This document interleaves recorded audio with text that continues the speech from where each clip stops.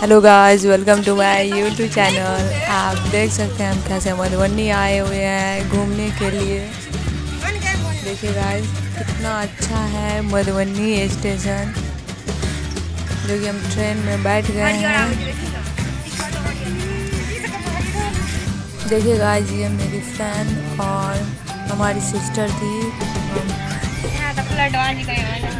देखिए गाइस, ये train Jaynagar Darbhanga passenger है। यह ट्रेन 2:41 पे आई हुई है। देखिए गाइस, ये मधुबनी का कितना अच्छा स्टेशन है और बगल में लाल रंग का गाड़ी भी खड़ा हुआ है।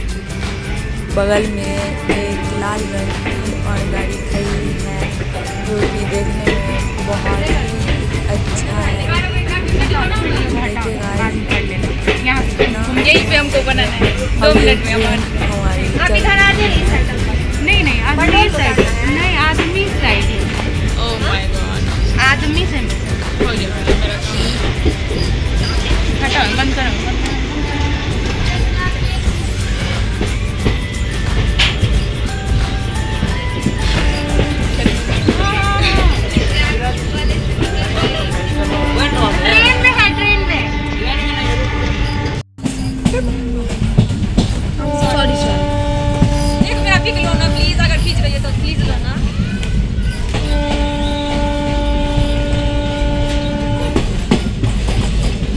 देख कितना अच्छा है, वीडियो बन रहा है। रुको आएगा तो पता नहीं।